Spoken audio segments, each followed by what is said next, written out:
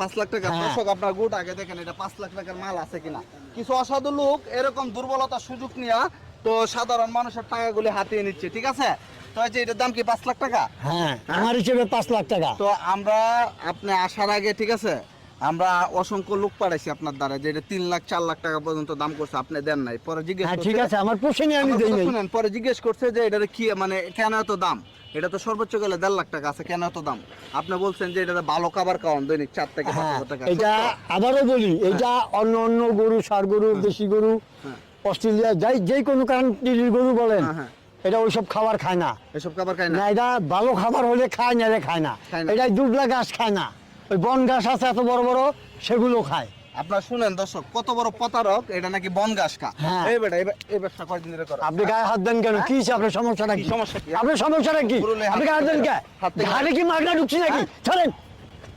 তো হাড়ে কি মাগনা ঢুকছি? কত বড় প্রতারক, এই যে দেখেন। প্রতারক বলবেন না। 4 লাখ টাকা পর্যন্ত বলছে, তুই দিলি নাকি? আমার ইচ্ছা এটা, আমার ব্যাপার এটা। এটা ভাইরাল করে দিব, ঠিক আছে? করেন গা আপনি ভাইরাল করতেছে, আর তুই এই দুর্বলতার সুযোগ নিয়ে বিজনেস করতেছিস। আপনি করেন গা ভাইরাল। ভাইরাল কারে কয় আমি জানি না। কিন্তু এক পা কবরে, দেখতে দেখা যায় বৃদ্ধ, কিন্তু ওর মুখোশটা কিন্তু বৃদ্ধ মুখোশের আড়ালে একজন প্রতারক, ঠিক আছে? সে অসাধুভাবে 1 লাখ টাকার গরু 5 লাখ টাকা মানে 4 লাখ টাকা পর্যন্ত বলছে, তারপরে দেয় না। এই ওর কি করা উচিত? আমার কি করা উচিত মানে? আমার কি করা? হ্যাঁ, আপনি যান কমিটির কাছে যান। কারণ কমিটির কাছে যান আপনি। এগুলোর দাম কি 5 লাখ টাকা? হ্যাঁ, 5 লাখ টাকা। হ্যাঁ, 4 লাখ বই লাগে আমি দেই না। যে প্রিন্স মামুন বর্তমানে আলোচনার মাঝে আছে, যারা টিকটকার আছে তারা মানে এটা বেশি দাম দিয়ে কিনে নিবে, এই সুযোগটা কিন্তু এই বৃদ্ধ ব্যবহার করছে। বাইরের হাট থেকে গরু লেগা কেলে বাইরে কি পিস মামুন করে? পিস মামুন কে? সেটাই তো আমি চিনি না। প্রিন্স মামুনকে আপনি চিনেন না? হ্যাঁ না। তো দর্শক শুনতেছেন, প্রিন্স মামুন চিনেন, এটার নাম প্রিন্স মামুন রেখে। শুনেন আমি বলি, হ্যাঁ বলে। আমার একটা নাতিন আছে ছোট্ট, সে ওই টিকটক না মিকটক কয়, কি কয়, হ্যাঁ ওই সেনে কি মোবাইলে দেখছে নাকি, দেখে বলতেছে নানু তুমি এক কাজ করো, এটা নাম পিস মামুন রেখে দাও, তাহলে ভালো হবে।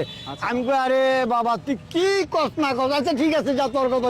সেই থেকে এটা পিস মামুন হয়েছে। আমি তো পিস মামুন করে জানি না। প্রিন্স মামুনকে না, আমি চিনি না, আমার দাদাও দেখে নাই। শুনতেছেন আপনার কত বড় প্রতারক, ও জানেই না, না জানি না এটা 5 লাখ টাকা দাম চাইতেছে, তাহলে এটা দাম এত বেশি চাইতেছেন কে? এটার পিছনে কত